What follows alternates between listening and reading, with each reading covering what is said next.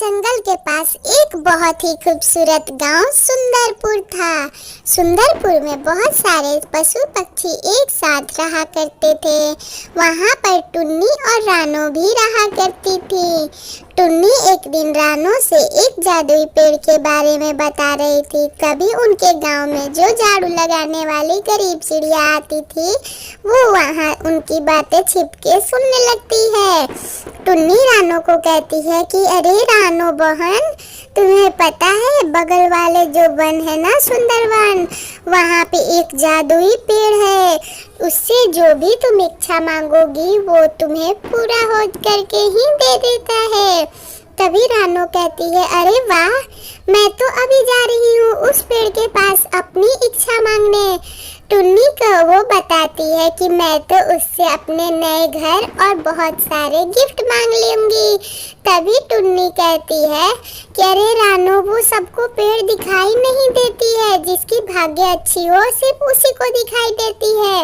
रानो अब सोच में पड़ जाती है, लेकिन वो मन ही मन सोच लेती है कि वो सुंदर वन जरूर जाएगी उस जादुई पेड़ के पास और चुपके से जाके वो उससे अपनी सारी मनोकामना मांगेगी और पूरा भी करेगी। वो रानो अब उस रात तो बेचैनी में ही सोती है। रानो और टुन्नी की ये सारी बातें वो वहाँ झाड़ू लगाने वाली छिप छिप के सुन रही थी। झाड़ू वाली सोचती है कि मैं तो बहुत गरीब हूँ, अगर ये अमीरों के हाथ वो जादुई पेड़ लग गया तो हमारे लिए तो कुछ बचेगा ही नहीं। मैं गरीब हूँ, मुझे जरूरी है उस पेड़ की।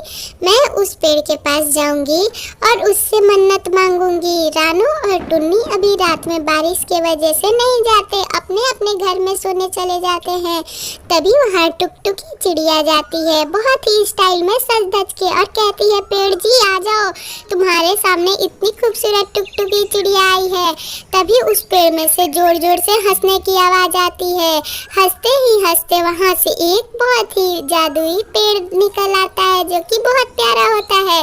टुकटुकी को कहता है कि अपने असली रूप में आओ। अपनी शक्ति से टुकटुकी को वो देखते ही देखते उसका असली रूप दे देता है और टुकटुकी से कहता है कि अब सीधी बात करो कि तुम यहाँ क्यों आई हो।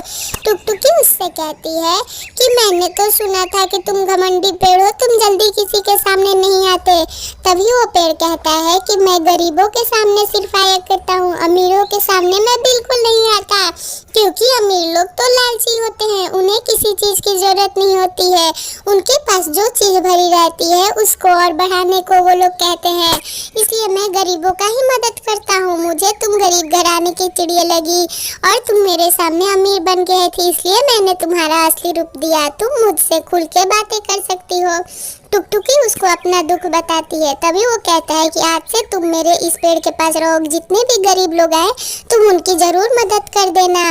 अब मुझे बार बार ना बुलाना, क्योंकि मैं बार बार नहीं आना चाहता हूँ। मैं अब सोने चला, आज से तुम मेरी मैनेजर हो गई। टुकटुकी बहुत खुश हो जाती है और उस पेड़ के पास जादुई पेड़ में जाके छिप जाती है। ऐसी कहानी देखने के लिए चैनल सब्सक्राइब कर ले और वीडियो को एक लाइक कर दे।